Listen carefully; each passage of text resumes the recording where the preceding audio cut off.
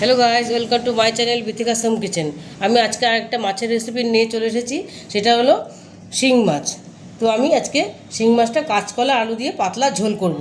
তার জন্য কী কী উপকরণ নিয়েছি, এখানে আমি 4-5টা শিং মাছ নিয়েছি। দেখো এরকম পিস পিস করে, যেহেতু বড়ো সাইজ, পিস পিস করে কেটে নিয়েছি। তার মধ্যে আমাদের ডিমও হয়েছে মাছের মধ্যে। আবার নিয়েছি এখানে মাছ, 4-5টা মাছ নিয়েছি এখানে। এই মশলাটা আমি বাটবো। গোটা লঙ্কা, কাঁচা লঙ্কা, এটা মাছটাই পুরো সম্পূর্ণ কাঁচা লঙ্কায় করব।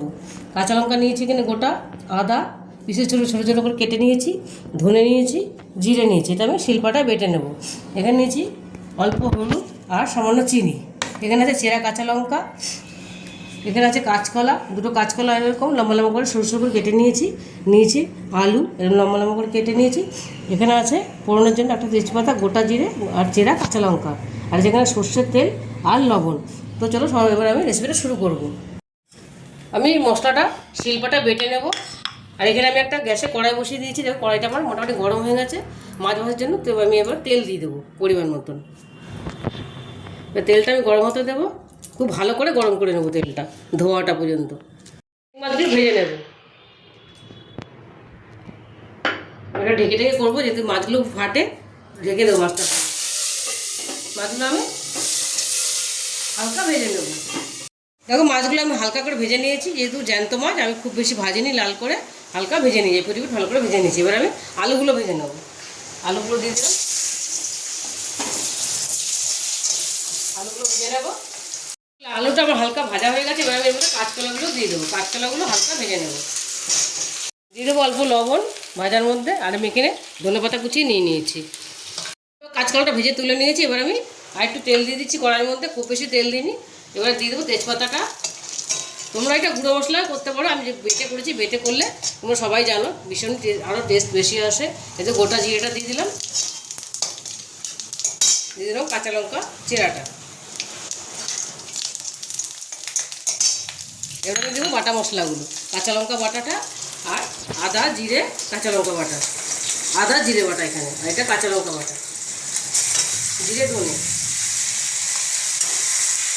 এবার দিব একটু জল এর মধ্যে, এবার ছিটবে। এবার দিয়ে দেবো আমি হলুদ আর চিনিটা। যেহেতু জ্যান্ত মাছ, এটা আমি শুকনো লঙ্কা দিলাম না। দিয়ে দেবো এর মধ্যে আলুটা অল্প সেদ্ধ হয়েছে, তাহলে এটা পুরোটা সেদ্ধ হয়ে যাবে আলুটা কষানোর মধ্যে দিলে। কাঁচকলাটা আমি পরে দেবো। আমি একটুখানি জল দিয়ে দিলাম। এটা আমি খুব ভালো করে কষিয়ে নেব। আলুগুলো আমার মোটামুটি সেদ্ধ হয়ে গেছে, কষা হয়ে এসছে। এবার আমি কাঁচকলাগুলো দিয়ে দেবো। এবার আমি দিয়ে দেবো লবণ। তখন আমি ভাজা অল্প লবণ দিয়েছিলাম, এখন আমি অল্প করে লবণ দিলাম। আমাদের এখানে খুব বৃষ্টি হচ্ছে, মেঘ গজরাচ্ছে। এবার দিয়ে দেবো একটুখানি গোলমরিচের গুঁড়ো। এটা অপশনাল, তোমরা দিলে দিতে পারো, নাও দিতে পারো। ক্রাশ করা একটু গোলমরিচ দিলাম, এটাতে দিলে একটু টেস্ট হবে। যেহেতু কাঁচা লঙ্কার মাছ, একটুখানি গোলমরিচ দিয়ে দিলাম। এবার এটা একটুখানি আমি কষিয়ে নেবো। এটা সুন্দর কষা হয়ে গেছে। এবার আমি জল দিয়ে দেবো। একটু পাতলা ঝোল, একটু বেশি করে জল দেবো। আমি আর দেবো না, যেহেতু আমার সব সেদ্ধ করা। এবারে মাছগুলো দিয়ে দেবো। এগুলো আমি দিয়ে দিলাম। ঢেকে দেবো, মাছের ঝোলটা ঢেকে দেবো।